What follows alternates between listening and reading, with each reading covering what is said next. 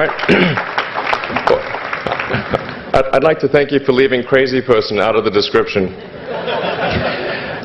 So I thought, I was trying to think, what is the most useful thing that I could, what could I say that could actually be helpful or useful to you in the future? And I thought I'd perhaps tell the story of how I sort of came to be here. How did some of these things happen? And maybe there's some lessons there, because I often find myself wondering, how did this happen? So when I was young, I didn't really know what I was going to do when I got older. People kept asking me, but then eventually I thought that the idea of inventing things would be really cool. And the reason I thought that was because I read a quote from Arthur C. Clarke, which said that a sufficiently advanced technology is indistinguishable from magic, and that's really true. If you go back, say 300 years, the things that we take for granted today would be you'd be burned at the stake for. Being able to fly, that's crazy. Being able to see over long distances, being able to communicate, having effectively with the internet a group mind of sorts, and having access to all the world's information instantly from almost anywhere on the earth. This is stuff that really would be magic, or would be considered magic in times past. In fact, I think it actually goes beyond that, because there are many things that we take for granted today that weren't even imagined in times past. They weren't even in the realm of magic. So it actually goes beyond that. So I thought, well, if I can do some of those things, basically if I can advance technology, then that's like magic, and that would be really cool. And I also had sort of a slight existential crisis, because I was trying to figure out what does it all mean? Like, what's the purpose of things?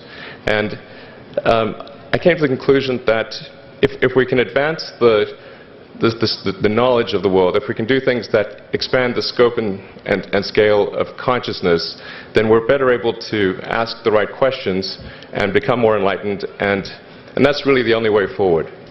So I studied physics and business, because I figured in order to do a lot of these things, you need to know how the universe works, and you need to know how the economy works. And you also need to be able to bring a lot of people together to work with you to create something, because it's very difficult to do something as an individual if it's a significant technology. So I originally came out to California to try to figure out how to improve the energy density of electric vehicles, basically to try to figure out if there was an advanced capacitor that could serve as an alternative to batteries. And that was in '95, and that's also when the internet started to happen. And I thought, well, I can either pursue this technology where success may not be one of the possible outcomes, which is always tricky, or participate in the internet and be part of it. So I decided to drop out. Now, obviously, fortunately, we're past graduation, so I can't be accused of recommending that to you. So did some internet stuff. Did a few things here and there. One of which was PayPal. And I think maybe it's helpful to say one of the things that was important then in the creation of PayPal was kind of how it started, because initially the initial thought was with PayPal was to create an agglomeration of financial services, so to have one place where all of your financial services needs would be seamlessly integrated and work smoothly. And then we had like a little feature which was to do email payments. And whenever we'd show the system off to someone, we'd show the hard part, which was the agglomeration of financial services, which was quite difficult to put together. Nobody was interested. Then we'd show people email payments, which was actually quite easy, and everybody was interested.